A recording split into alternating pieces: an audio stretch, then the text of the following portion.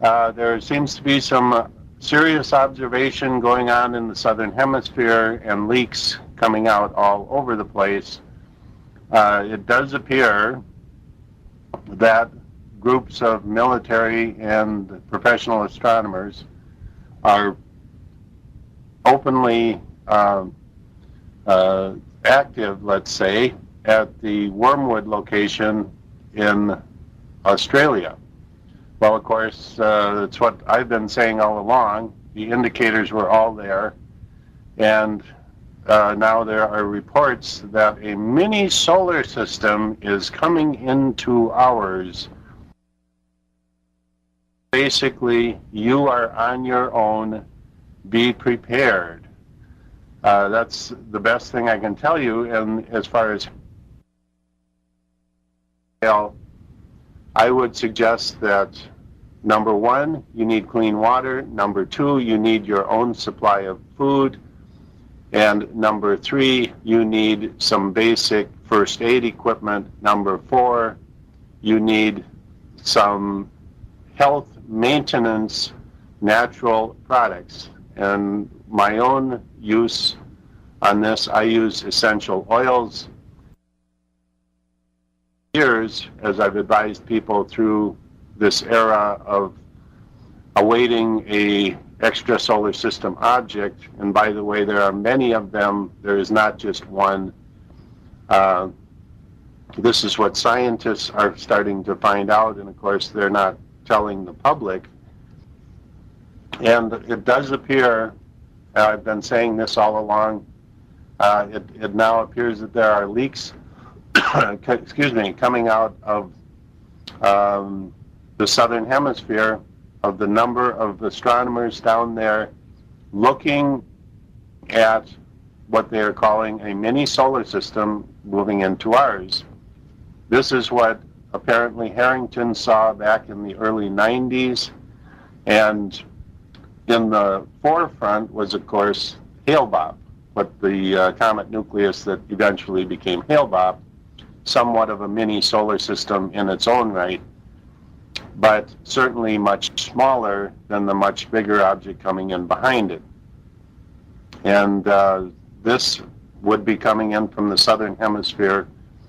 The point is, forget about dates. As I said last week and the week before, don't worry about dates. Or don't worry about internet chatter. Don't think you're going to all of a sudden wake up someday and hear on the evening news that, gee, a big object is coming in, and here's the date it's going to be here, folks.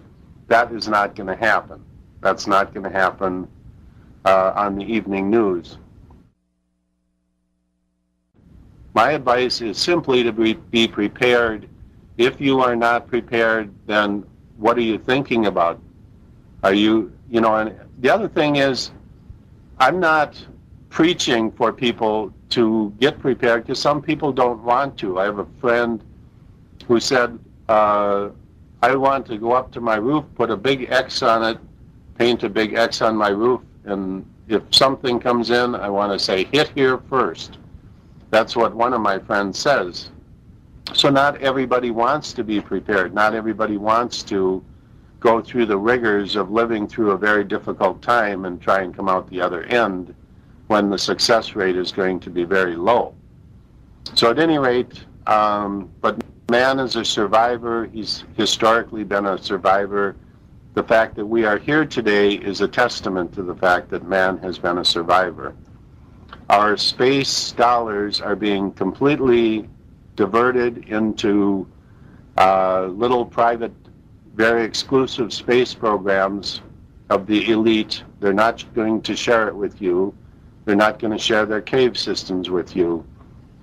The question that comes out of this, and which is imperative right now, understanding that we are in a time of celestial change in the solar system, a time of when upheaval and severe change, not just average change, but severe change with our sun, with our weather, with the local solar environment of Earth and the other planets, is potentially going to change radically how can the people in power, supposedly, that are in the positions of federal, state, and in many cases local government, how can they possibly even cope with this when there has been absolutely no planning done for the general public? And the crisis that they propose to prevent by not telling the public is actually going to be 100 times worse once the public gets the drift of what's going on.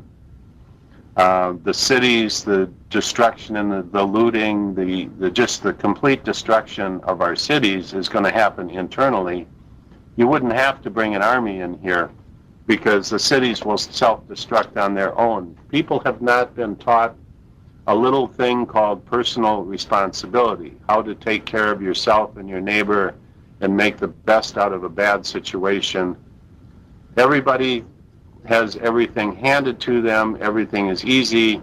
You simply go to the mall with your credit card and everything's taken care of. When all of that changes, I call it the 95% rule. 95% of the public is going to wake up one day with nothing. And the real survivors are going to find a way to deal with all of these situations. And it's not going to be, it won't take long, it's not going to be pretty, but when these major events happen, it's going to happen very quickly. One thing we found out from Comet Bradfield is that these objects, of course, NASA sees them coming from a long time out, from a long distance away, but the public is going to have a week or 2 or 3 notice, is my prediction. And that's all, because we don't have the ability to get to the locations to observe what they are observing and not telling us about. It's a very difficult thing. I've personally tried it myself. And really, once again, especially in the time frame we're in right now, the May time frame, in June, these, of course, are the times that Harrington said were the observing times for those southern locations. So isn't it interesting that in the month of May and June, Australia has all of a sudden become extremely active with astronomers and military types hanging around the Project Wormwood facility in Australia. Now, I'm running out of time here, so I just want to recap what we might see as people on Earth.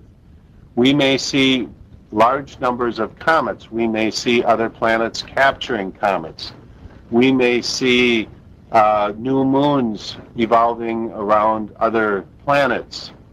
We may see planets encountering medium or small or large comets with devastating results. We may see comets coming close to Earth with devastating results. We may be hit by meteors or many more meteors than we do, and of course this has been happening already.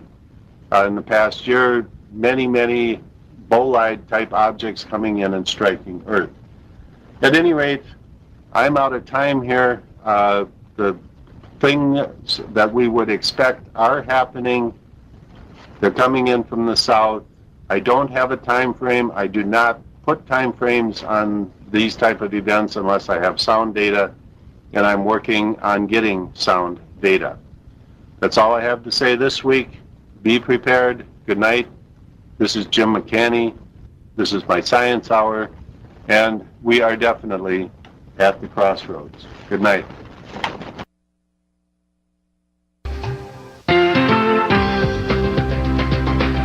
Live from the Weather Channel, this is Weather Center.